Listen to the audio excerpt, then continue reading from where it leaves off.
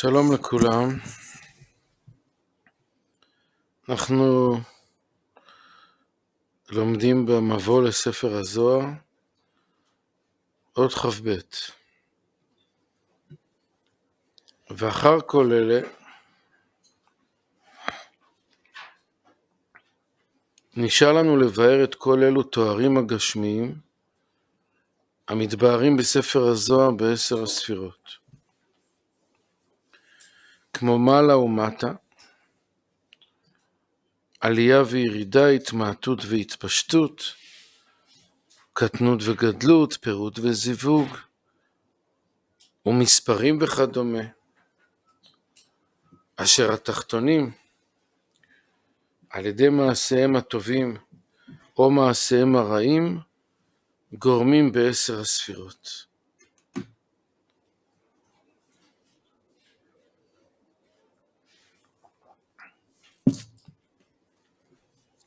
שלכאורה הדברים מטמיעים. הייתכן שהאלוקיות תתפעל בעצמה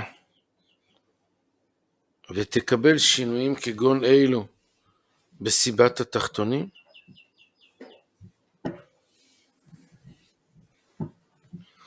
הרי הבורא יתברך הוא לא משתנה.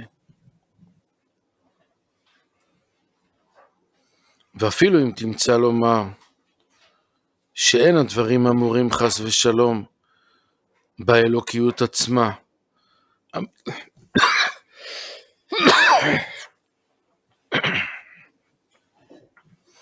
המתלבשת ומאירה בספירות, אלא רק בכלים של הספירות, שהם אינם אלוקיות,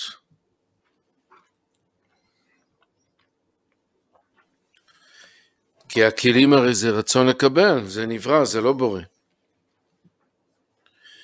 אלא שנתחדשו עם בריאת הנשמות,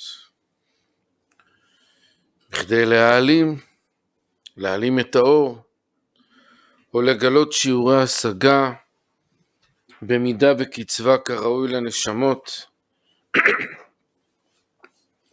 להביאם לגמר התיקון הנרצה.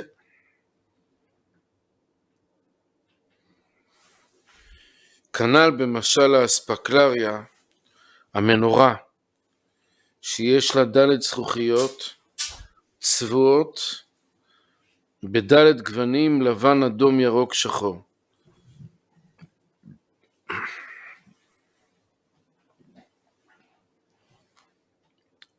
אז מה? האור עצמו הוא בלתי משתנה. רק בכלים יש שינוי. בכל פעם הכלי נמצא במצב אחר. אז הצבעים השונים מרמזים על שינויי המצבים בכלי. אז באמת האור העליון הוא בלתי משתנה.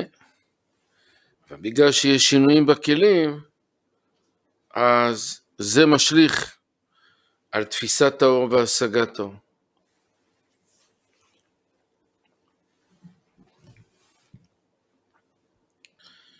וכן בלבן שבספר, וחומר האותיות שבספר, שבלבן אין שינוי, אבל באותיות יכול להיות שינוי. אז אולי נאמר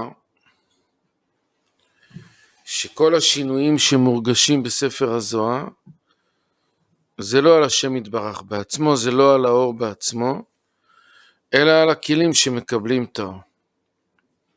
אז הוא אומר, הרי כל זה ייתכן בג' העולמות בריאה, יצירה, עשייה, ששם נמצאים הכלים של הספירות מחודשים ואינם אלוקיות.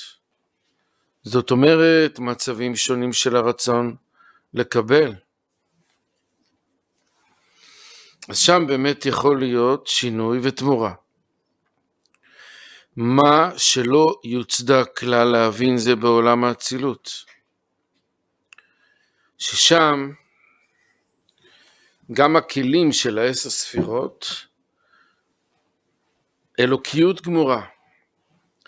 זאת אומרת, הרצון לקבל בעולם האצילות הוא מתוקן לחלוטין בעל מנת להשפיע. והוא ממש בחינה אחת עם האור האלוקי שבהם. כמו שכתוב בתיקונים, אי הוא חיוי וגרמוי חד בהון. אי הוא פירושו מהות הספירות, שהוא סוד האינסוף ברוך הוא. חיוי הוא סוד אור המאיר בספירות, המכונה בשם אור החיה. אי הוא זה הכתר, הרצון להיטיב ולנבראיו. חיוי זה האור, וגרמוי זה הכלים. זאת אומרת, הכתר משפיע על הכלים את תפיסת אור השם. חיוי הוא סוד אור המאיר בספירות, המכונה בשם אור החיה. כי כל עולם האצילות הוא בחינת חוכמה, ואור החוכמה נקרא אור החיה. על שם הפסוק, החוכמה תחיה את בעליה. ועל כן מכנה לאור חיוי. וגרמוי פירושו הכלים של הספירות. העצמיות. הרי שבעולם האצילות הכל הוא אלוקיות ואחדות גמורה, גם הכלים. ואם כן, איך ייתכן להבין שם אלו השינויים הנ"ל שהתחתונים גורמים שם? הרי כל השינויים שהוא אומר בתחילת אות כ"ב, כמו מעלה ומטה, עלייה וירידה, התמעטות והתפשטות, כל זה גם בעולם האצילות. אז איך יכול להיות שינוי שם? הרי הכלים שם הם אור ממש.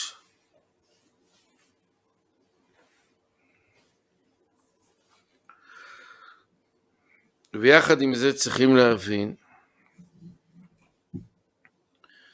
אם הכל הוא אלוקיות בעולם ההוא באצילות, ולא נמצא שם כלום מבחינת נבראים מחודשים, אם כן מאין יש להבחין ג' בחינות האמורות בתיקוני זוהר, אי וחיוי וגרמוי. הלא אחדות פשוטה היא בהחלט, איך אתה חותך שמה לשלושה דברים.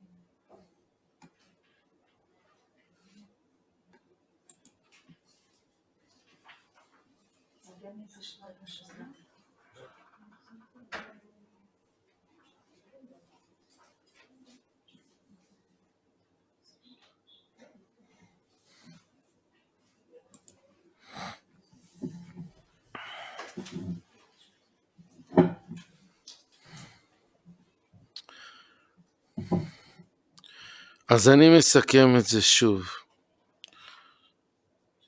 הוא בעוד כ"ב שואל שאלה,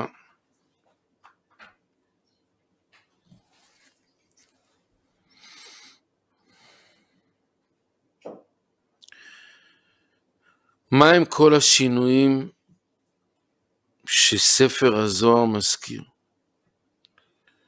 עליות וירידות בעולמות, קטנות וגדלות, שמחה ועצבות וכו'. אז הוא אומר, זה ודאי שלא מדובר על האור עצמו, אלא הכל רק כלפי הכלים. אבל זה עדיין לא מספק אותו, התשובה הזאת. מדוע? כי הכלים שבביאה הם באמת יש מאין, אבל הכלים שבאצילות הם כל כך מתוקנים כמו האור עצמו, והם בחינת האור עצמו. אז אם כן, איך יש שינויים בכלים שבאצילות? אז בעוד כ"ג הוא מזכיר לנו מה שלמדנו. להבין זה, צריך שתזכור המתבאר לאל באות י"ז, שנתבאר שעצם מחויב המציאות הוא סוד מהות, שאין לנו תפיסה בו. מי זה עצם מחויב המציאות? זה האלוקים. האלוקים נקרא מחויב המציאות, כי לא ייתכן שהבריאה יצאה ללא בורא. אז הבורא הוא מחויב המציאות. אלא מה? שאין לנו תפיסה בו. ואפילו במהויות הגשמיות אנחנו לא תופסים את הנקודה המרכזית, הפנימית של הבורא, שברא כל אטום וכל חפץ. ואפילו במהותנו עצמנו אנחנו לא תופסים.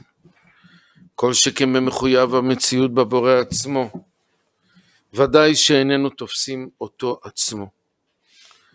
אלא מה אנחנו כן מדברים? על האור שמתפשט ממנו אלינו. ועולם האצילות הוא סוד צורה.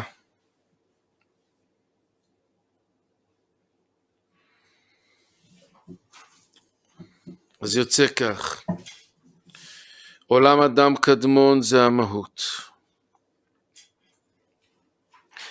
ועולם האצילות הוא סוד צורה, כלומר האור האלוקי. וג' עולמות ביאה הוא סוד החומר, הכלים, הרצון לקבל. בזמן שהרצון לקבל עובד בעבודת האמונה זה נקרא עשייה. בזמן שהוא חוזר בתשובה מיראה הוא נקרא יצירה. בזמן שהוא חוזר בתשובה מאהבה זה נקרא בריאה. אז יש פה ג' מצבים שעוברים על החומר שהוא הכלים. והערת אצילות בבריאה, יצירה ועשייה הוא סוד צורה המלובשת בחומר. אז אנחנו לא מדברים על המהות ולא מדברים על צורה מופשטת מהחומר, אלא מדברים על החומר עצמו ועל צורה המלובשת בחומר. ומכאן תבין שהשם אין סוף ברוך הוא שאנו מזכירים אינו כינוי כלל למהות מחויב המציאות יתברך ויתעלה. שהרי כל מה שלא נשיג, איך נוכל להגדירו בשם או מילה? וכיוון שהדמיון וחמישה חושים לא יציעו לנו משהו מבחינת מהות, ואפילו בגשמיות, איך תיתכן מחשבה או מילה בו? מה שאנחנו לא משיגים, אז לא שייך בו שום הגדרות, שום מילה, שום דמיון, שום מחשבה, שום דיבור. וכל שכן במחויב המציאות עצמו.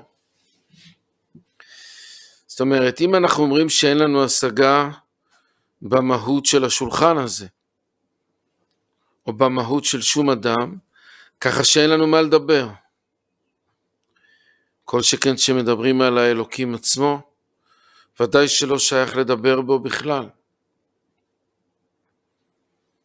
אם כן, על מה אנחנו מדברים? אומרים השם נתן והשם לקח. אומרים כל מיני שמות, שדי, צבאות, אהיה, י' כו' כ', אז על מה אנחנו מדברים?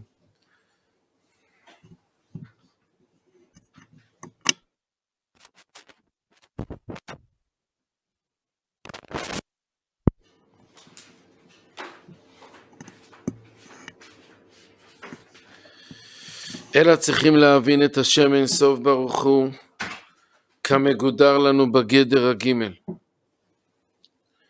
שכל המדובר בספר הזוהר הוא מרוכז בדיוק ביחס כלפי הנשמות.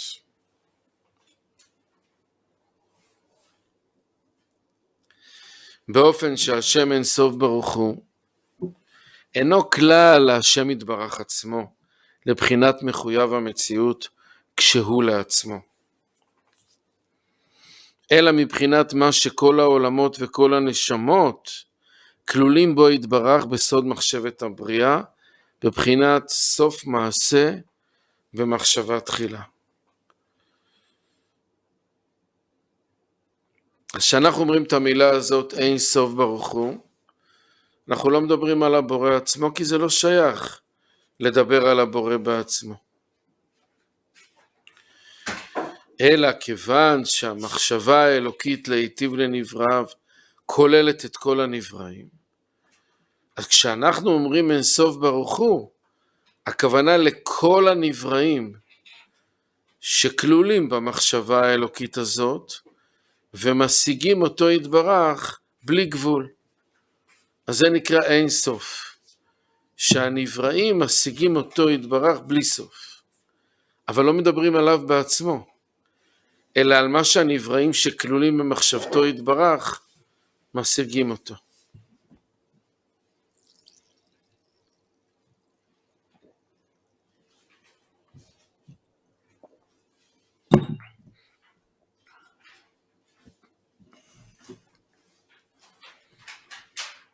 בבחינת סוף מעשה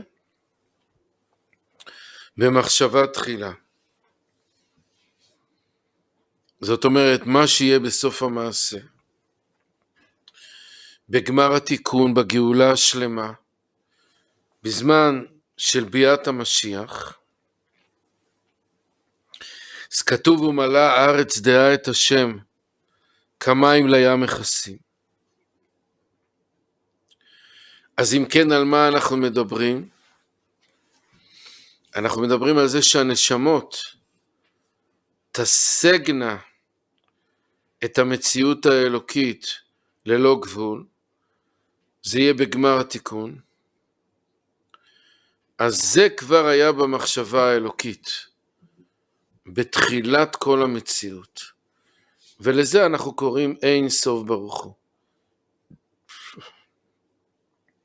אז אנחנו לא מדברים על הבורא יתברך עצמו, שאותו אנחנו לא תופסים. אנחנו לא מדברים על מצב שאין בו נברא. כל הדיבורים שלנו על הבורא זה מבחינת מה שהנברא משיג אותו.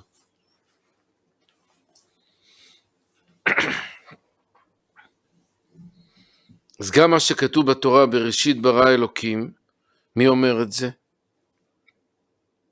מי אומר את זה? זה משה רבנו שכתב את כל התורה. הוא אומר את זה. הוא השיג שבראשית ברא אלוקים את השמיים ואת הארץ. אז אין לנו תפיסה בבורא יתברך עצמו שהוא ברא שמיים וארץ. לא מדברים עליו בעצמו בכלל. לית מחשבה תפיסה בכלל וכלל. אלא על מה מדברים? על הכלים. הכלים שבעולמות, מה שהם משיגים מהבורא, אפילו באין סוף ברוך הוא שמטרם כל העולמות.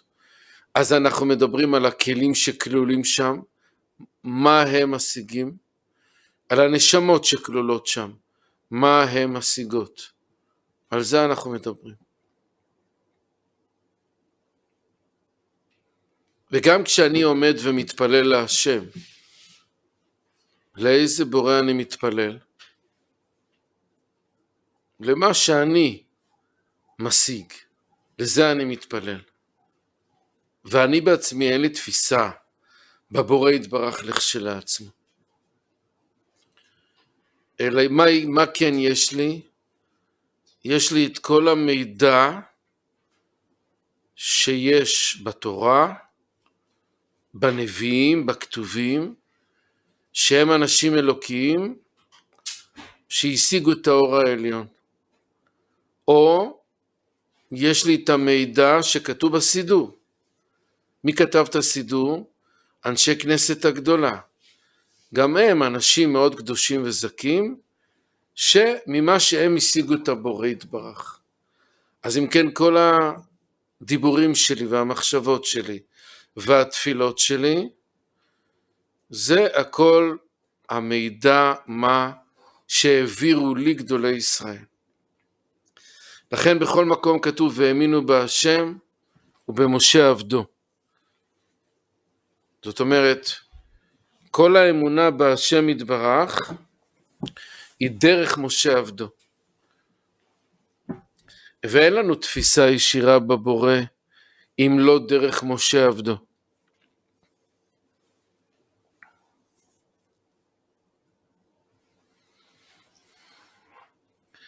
אם כן, הכלים שיש בכל העולם, אפילו באין סוף ברוך הוא עצמו שלמעלה מכל העולמות,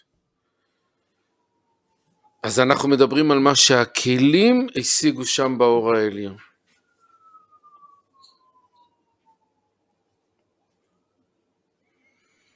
כיוון שהכלים השיגו את האור בצורה בלתי סופית, לכן אנחנו מכנים לזה אין סוף.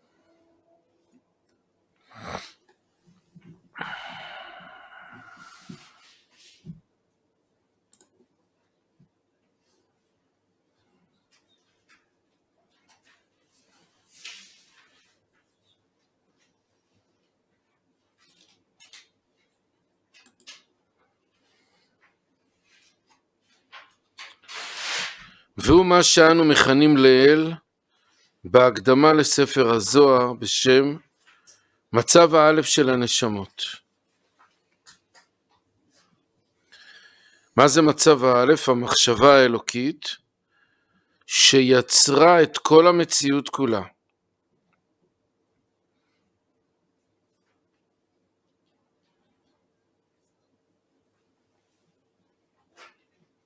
הטוב והמיטיב,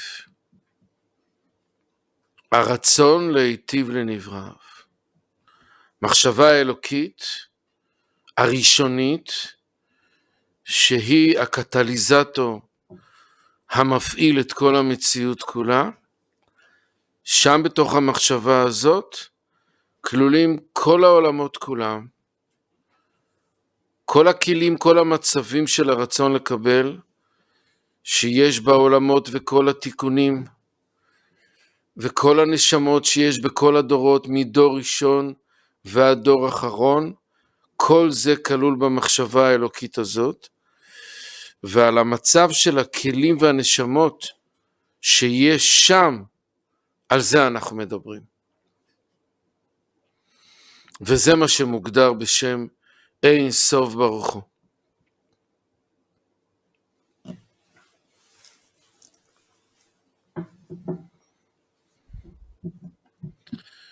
ואם כן באמת נשאלת השאלה, למה אנחנו לא משיגים את הבורא יתברך בעצמו? ומה היה אכפת לבורא יתברך שנשיג אותו בעצמו?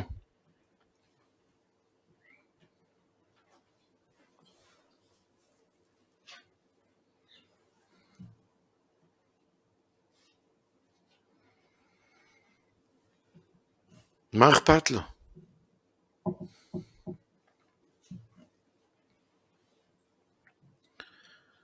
האם אפילו כאשר הנברא נתקן לחלוטין, ב100% תיקון של השפעה, האם גם אז בדבקות המקסימלית הזאת שלמעלה מאי וחיוי וגרמוי חד בהון, האם גם אז לא נוכל להשיג אותו בעצמו? למה לא? התשובה היא, בגלל שאנחנו רצון לקבל הנאה ותענוג. ובמציאות האלוקית אין דבר כזה. ולכן אנחנו לא יכולים להשיג את מציאותו יתברך, בגלל שאנחנו לא משיגים מציאות של רצון להשפיע. אנחנו יכולים להשיג מציאות של רצון לקבל הנאה ותענוג, שהוא נתקן בהשפעה. או במשפיע על מנת להשפיע, או במקבל על מנת להשפיע. אבל אנחנו לא משיגים מציאות שאין שם רצון לקבל. זה לא שייך לנו. אנחנו יכולים להשיג רק מה ששייך לנו. אז רצון לקבל לא יכול להשיג רצון להשפיע.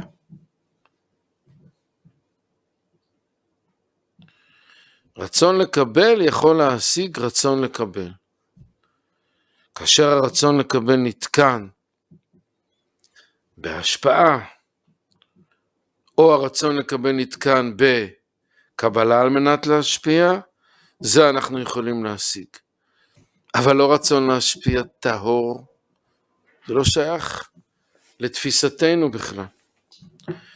לכן אנחנו לא יכולים להשיג את המהות של שום דבר. והוא מה שאנו מכנים לאל בהקדמה לספר הזוהר, בשם מצב האלף של הנשמות, להיות שכל הנשמות יש להם מציאות בו יתברך, כשהן מלאות בכל העונג והרוך בגובה הסופי, אשר יקבלו בפועל בגמר התיקון.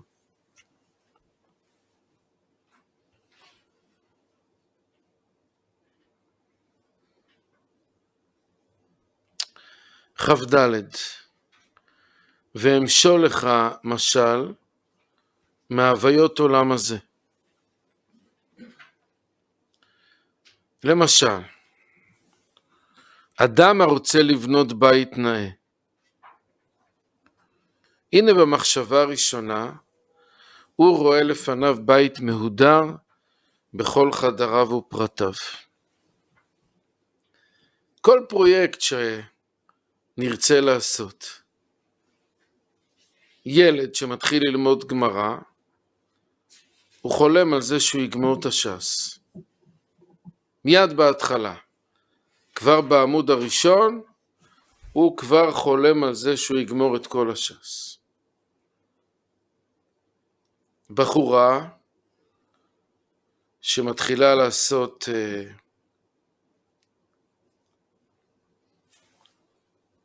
ריקודים אומנותיים, מתחילה ללמוד את זה בכיתה א' בבית הספר.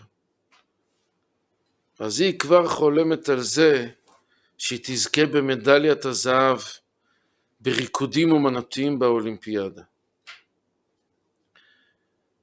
כל קבלן שמתחיל לבנות, הוא רואה את הבניין עומד בשיא הפאר שלו.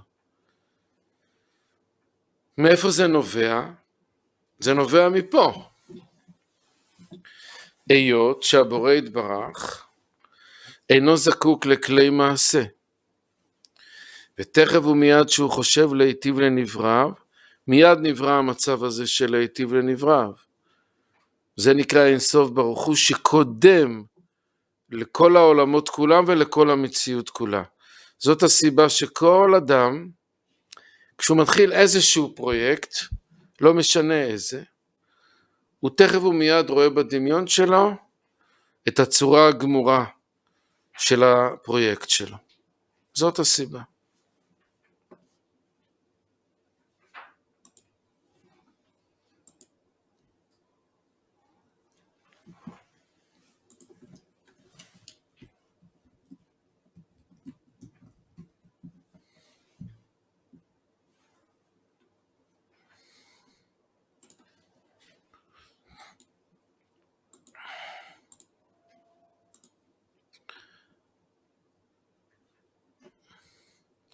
למשל, אדם הרוצה לבנות בית נאה, הנה במחשבה ראשונה הוא רואה לפניו בית מהודר, בכל חדריו ופרטיו, ממש עד פרטי פרטים,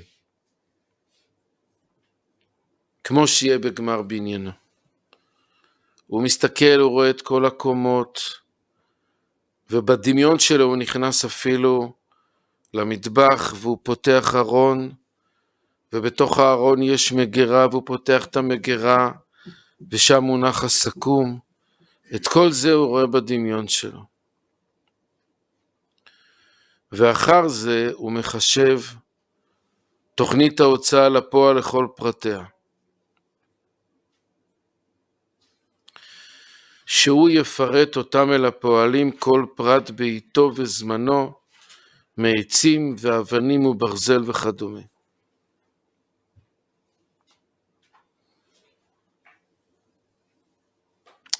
ואחר זה הוא מתחיל בניין הבית בפועל, עד ייגמרו, כמו שהיה מסודר לפניו במחשבה ראשונה.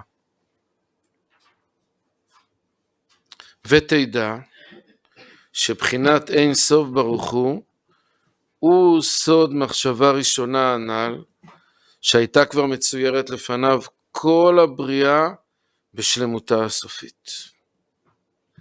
עד פרטי פרטי פרטים.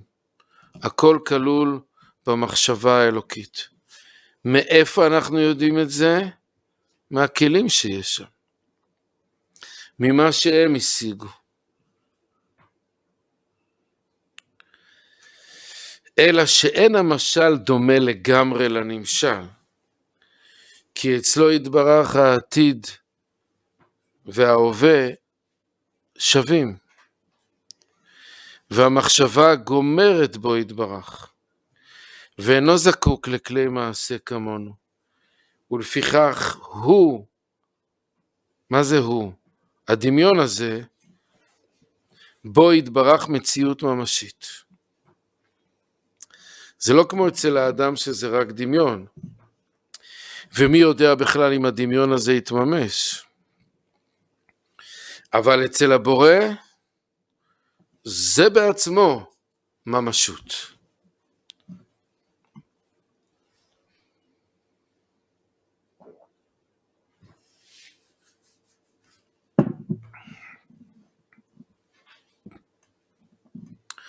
ובחינת עולם האצילות הוא סוד כמו התוכנית המחשבתית בפרטיה. מה שיוצרך אחר כך לגלות בעת שיתחילו לבנות הבית בפועל.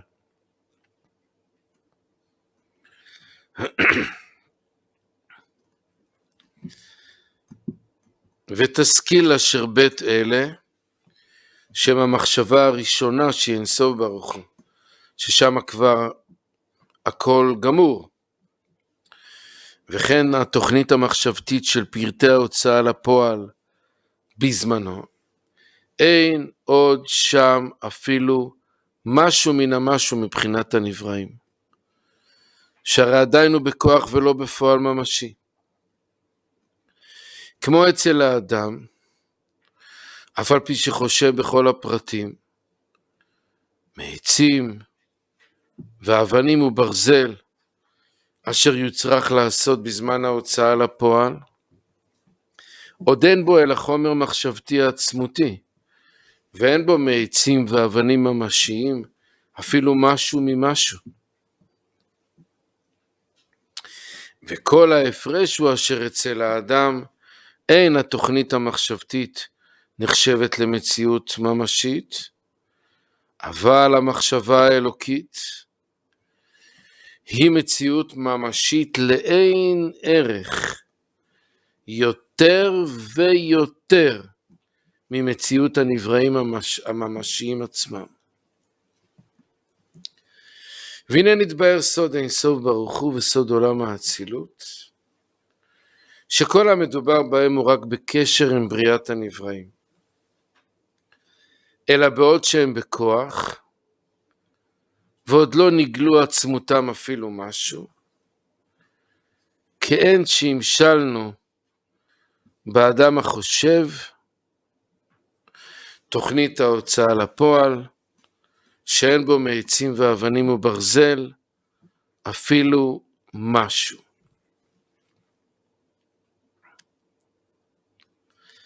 חפי וג' העולמות, בריאה, יצירה, עשייה, והעולם הזה, הם בחינת ההוצאה מכוח אל הפועל. כן אדם הבונה ביתו בפועל ממש, מביא עצים, אבנים, פועלים, עד גמר בניין הבית. ולפיכך האלוקיות, המאירה בבריאה, יצירה, עשייה, דיינו בשיעור שהנשמות צריכות לקבל כדי שתבונה אל היגמרן,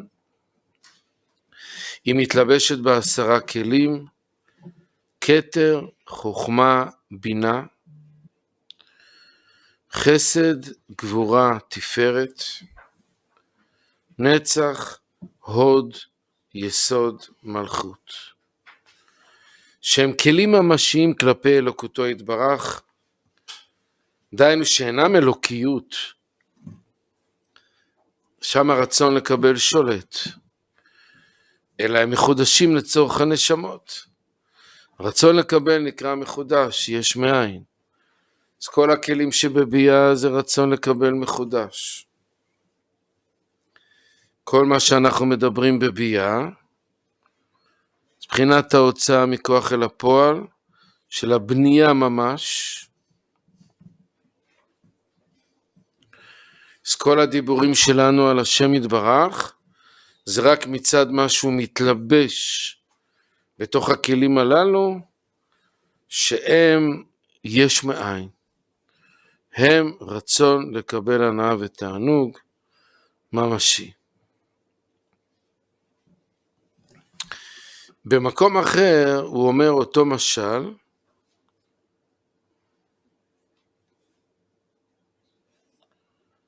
רק מוסיף עוד משהו. הוא אומר שעולם אינסוף זה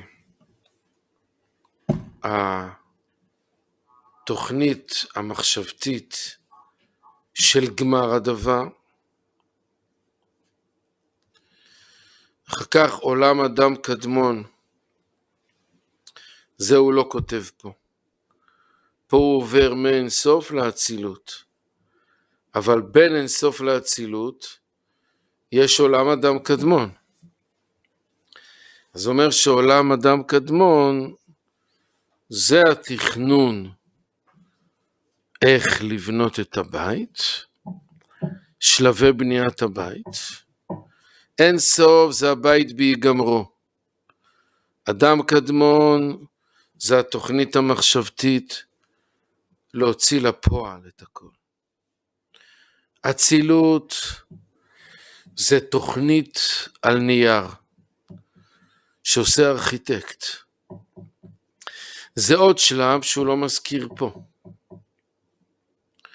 יש גם את השלב הזה, שהארכיטקט מתכנן את כל הבנייה כולה, אבל לא כמו אדם קדמון, ששם התכנון נמצא בחומר מחשבתי, במוח. באצילות זה כבר נמצא על נייר, שהוא חומר יותר ממשי. אחר כך עולמות בריאה, יצירה ועשייה, זה כבר הבנייה ממש בפועל של הבית.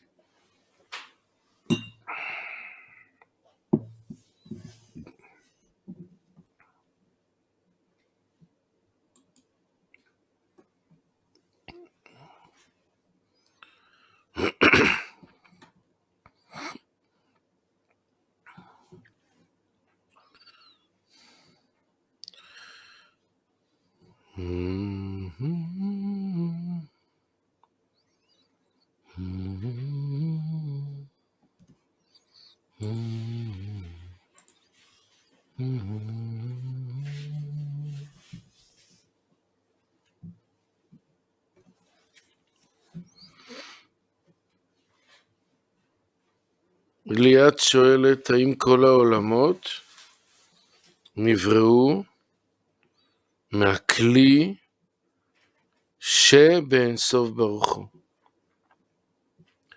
התשובה היא כן. כל העולמות כולם, כולל העולם הזה, הם חלקים של הכלי שהיה באינסוף ברוך הוא.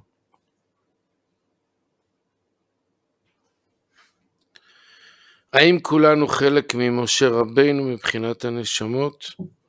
התשובה היא כן.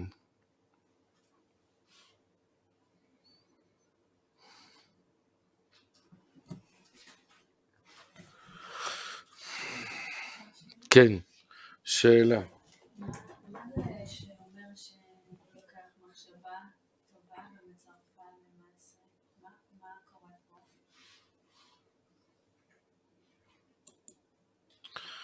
מה פירוש מחשבה טובה, הקדוש ברוך הוא מצרפה למעשה?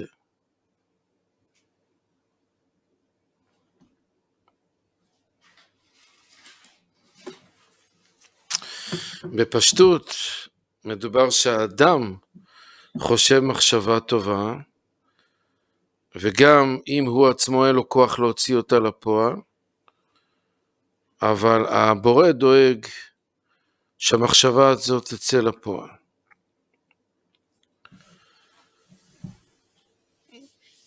זה נקרא שהמחשבה שבעצם הבורא הכניס לאדם, אז הבורא גם מצרף את זה למעשה. גם אם האדם אין לו כוח להוציא את זה לפועל, עכשיו בהווה.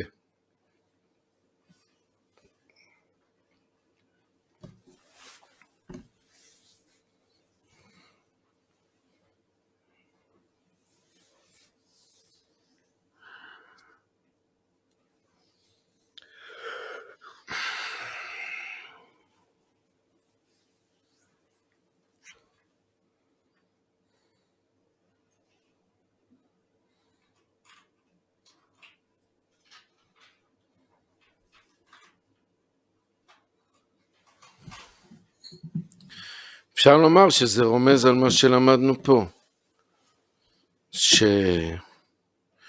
שאינסוף ברוך הוא נקרא המחשבה שבה כלולה כל המציאות בשלמות גמורה, והבורא דואג שהמחשבה הזאת תצא באופן מעשי. איך? בעולם אדם קדמון בבחינת תוכנית מחשבתית, בעולם האצילות בבחינת תוכנית מסורטטת על הנייר, ובעולמות ביאה בבחינת בנייה עצמה. עד עולם הזה. בעולם הזה אנחנו נולדים בבחינת רצון לקבל על מנת לקבל, שצריך להתחיל לטפס ממטה למעלה ולהשיג קודם כל את הבניין עצמו, ואחר כך את התוכניות של הבניין הזה. עוד חבב. ותשכיל במשל הנ"ל ותמצא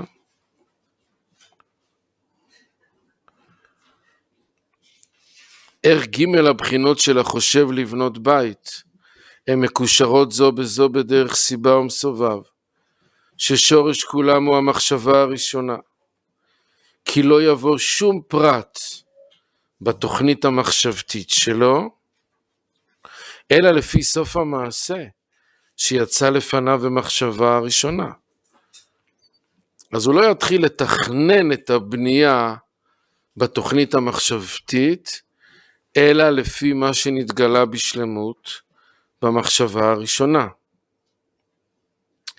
וכן לא יוציא לפועל משהו בזמן הבניין, בג' העולמות ביאה, אלא לפי הפרטים הערוכים לו בתוכנית המחשבתית.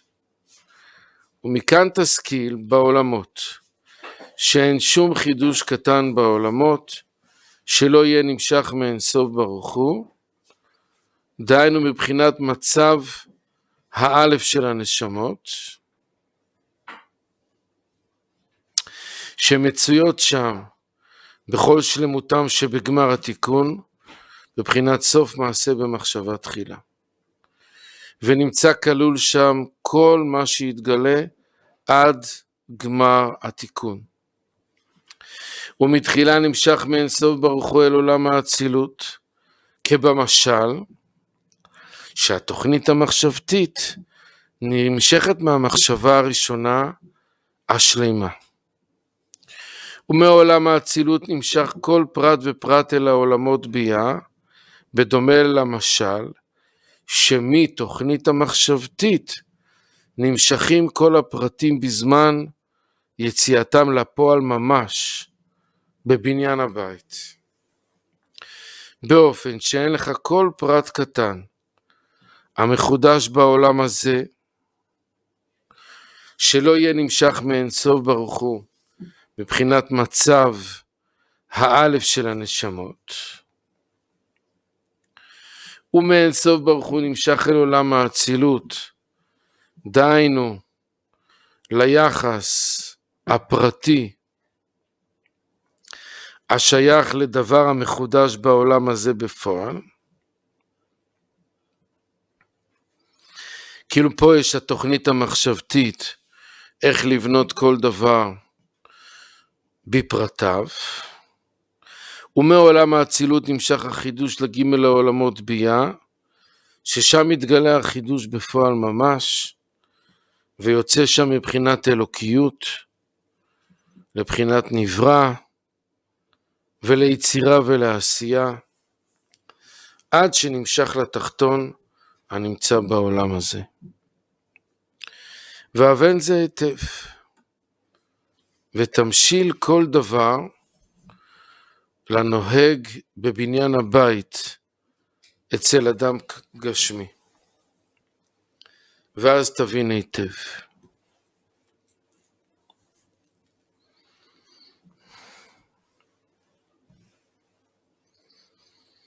ונתבהר שאין לך שום חידוש שיתהווה בעולם, שלא יהיה נמשך משורשו הכללי שבאין סוף ברוך הוא,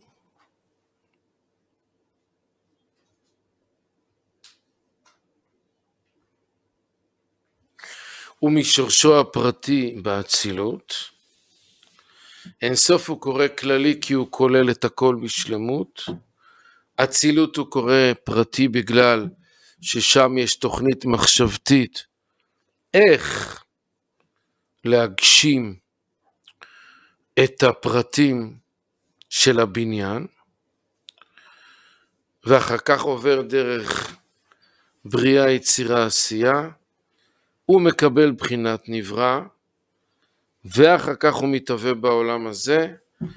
בעולם הזה הוא יוצא בשיא הקלקול, זה נקרא העולם הזה, רצון לקבל על מנת לקבל, ואז הוא צריך לטפס ממטה למעלה, בכל מערכת העולמות, לאט לאט, מן הקל אל הכבד, מבחינתו. שבת שלום מבורך לכולם, להתראות.